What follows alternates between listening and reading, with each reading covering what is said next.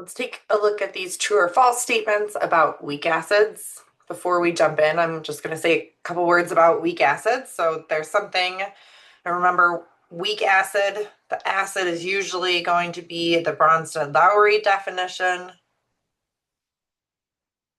So an acid is something that can donate a proton, H plus, and oftentimes we're thinking about this in water. So we've put a weak acid into water. So let's say like HA goes into water. And the interesting thing about this, or like why this isn't a trivial question like it is for strong acids, where just 100% of it dissociates, now only a small amount dissociates. And so we have a dynamic equilibrium because, of course, like 1% of the acid doesn't dissociate and then nothing happens. It's that 1% dissociates and then some of that comes back together, but at the same time, some of our acid is dissociating. And so it's a dynamic equilibrium like we saw in chapter 15.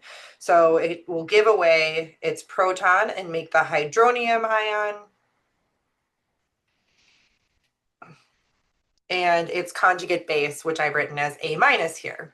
Okay, and then Ka is just the equilibrium constant that describes this reaction. Okay, so we'll have H plus, A minus, and HA.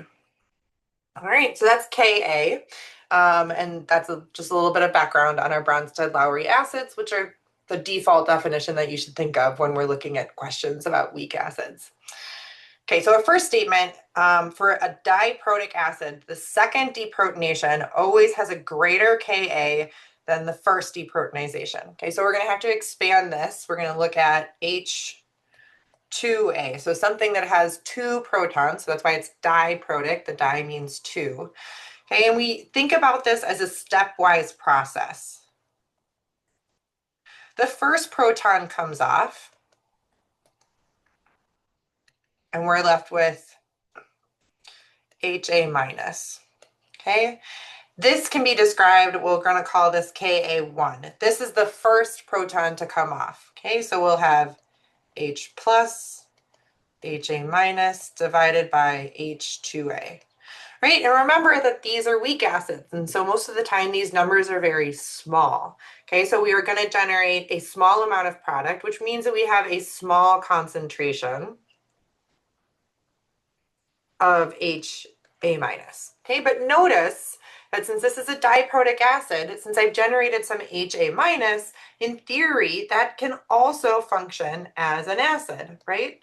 So that could undergo its own deprotonization. Okay, so HA minus will then give away its proton,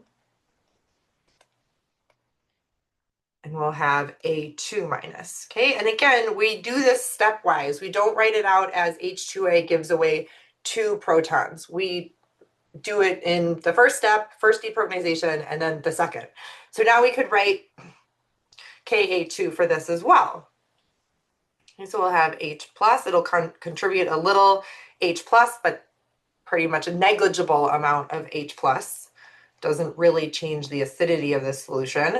This is our only source of A2 minus. So this is actually a question, if you were going to get it, we would ask you about like how much of the second dissociation product is there, because that isn't generated anywhere else. And so this is the only way to know that, and then divided by HA minus. Okay, so like, let's think about the chemistry. This question is asking us to compare the Kas of the first deprotonization versus the second one. So it's these two. All right, and I want to use a chemistry approach. Like, let's think about what's going on here, right? In the first step, H2A is giving away its proton, okay? In the second step, HA minus is giving away its proton. So in the second step, we are separating, we're taking H plus and A2 minus and pulling them apart. That should ring a bell in your head, is like, that should be harder to do. I am making even larger ions. Okay, I'm concentrating charge even more, which is usually unstable. And I'm pulling away an H plus from an A2 minus. Okay, those charges are bigger. Up here, of course, I am also separating two charged things, but the charge is smaller. So it should be easier to do it in the first step, which means that I should have a larger K value. I should have more products, okay, in comparison to the products in my second reaction. Of course, both of these values are under 1. So in both cases, we have more reactant than product, but I'm going to have more product in the first reaction than the second one. Okay, it's harder to take a proton off of this than it is off of that. So let's go back. The second deprotonization always has a greater Ka than the first deprotonization. That's wrong. It's less than. Let's see if I can write there. Has a smaller. Okay, so that's an incorrect statement. All right, let's take a look at this next statement here. As the concentration of a weak acid increases, the percent ionization decreases. Okay, so that is concentration of HA, and then the percent ionization. This does come down.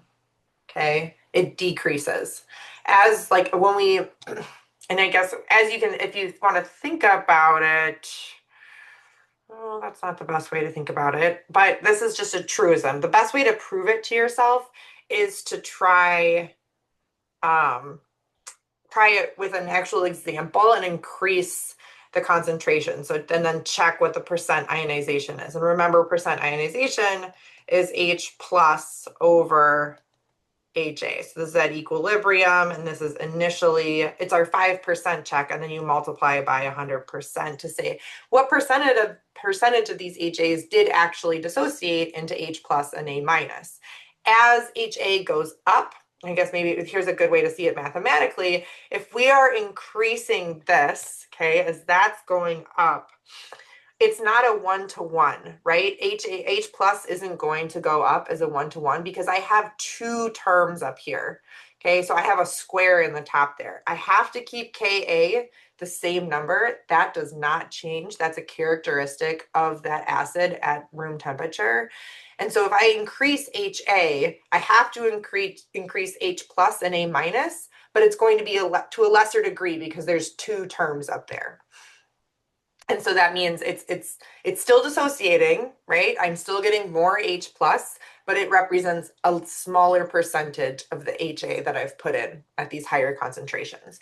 So if you can remember this, that relationship, that'll do good for the exam. You can get into like the underlying conceptual piece of this and tie it to the equation here like I just did. And that's really strong connection. So that's true. Okay, as the concentration of weak acid increases, the concentration of H plus in solution increases.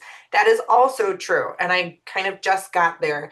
Even though it's not increasing as a 1-to-1, if you put in more weak acid, we should be generating more H plus. So like it does get more acidic as you add in more of that acid. It's just that it's not, that we have this tailing off slope here, right? So I'm not putting in as much as I did before, but of course I am still increasing H plus. Okay, lastly, at equilibrium, the concentrations of H plus and A minus are greater than the concentration of HA in solution. That, of course, is false because all of our Kas are going to be less than 1, which means that I'm always going to have more of the undissociated HA than I am of the H plus and A minus. That is characteristic of these weak acid systems.